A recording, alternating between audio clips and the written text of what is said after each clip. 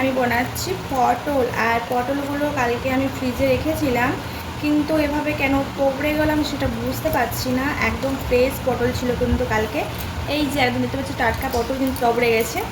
আর আজকে আমি ভাবছি পটল ভাজা করব, আর অনেকগুলো পটল জমা হয়ে গেছে, পটলগুলো নষ্ট হয়ে যাবে নয়তো। আর করব করলা আছে, তো করলা ভাজি করবো। করলা ভাজি কিন্তু ভাত দিয়ে খেতে না আমার ভীষণ ভালো লাগে। গোল গোল করে করলা ভাজা করলে আমার খুব ভালো লাগে। রাজ যেহেতু খায় না করলা ভাজা, কোনো সবজি ওরা খায় না, ওরা খাবে শুধু মাছ আর ম্যাচ আছে। মাছ দিয়ে আমার ম্যাচ ভাজা না ভীষণ ভালো লাগে খেতে। তবে শুধু ম্যাচ ভাজা ভালো লাগে, কিন্তু শুধু ম্যাচ ভাজা না আমি ভাজতে পারি না।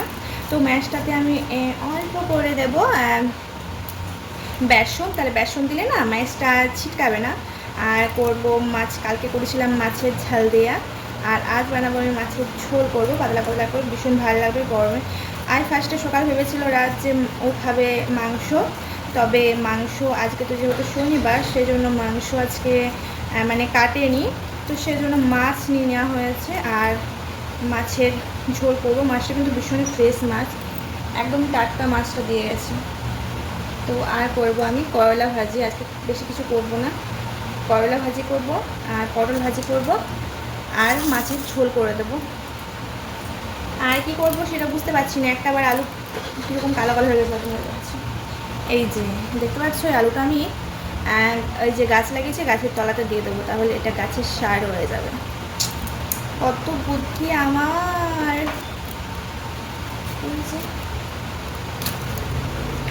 করলাটা একটু বুড়ো বুড়ো টাইপের আছে, তো বীজগুলো সব আমি ফেলে দেবো চেঁচে চুচে, তাহলে ভালো লাগবে করলা ভাজিটা খেতে।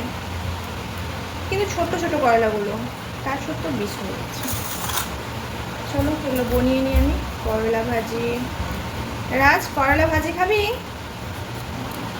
ভীষণই টেস্টি লাগে করলা ভাজি খেতে। গোল ভাবলাম যে গোল গোল করবো, কিন্তু গোল গোল কী করে করবো, পুরো বের হয়ে গেল। তো কড়াইটা আরেকটা খুলতে দিবি তো আমাকে। আমার ভাত কিন্তু প্রায় হয়ে গেছে, আর এখন 12:30 বাজতে যাচ্ছে। আমি ছটটা আমাকে রান্নাটা করে ফেলতে হবে। কী গরম লাগছে, কালকে বৃষ্টি পড়লো, আজকে গরমে একদম পুরো তেতে যাচ্ছে মাথাটা।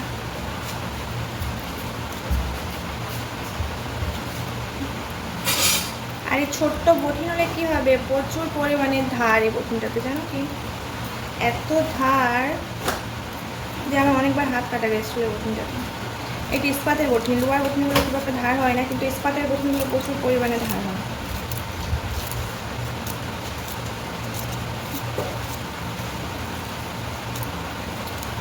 মাছটা আমাকে ধুয়ে নিতে হবে, দেরি হয়ে যাচ্ছে।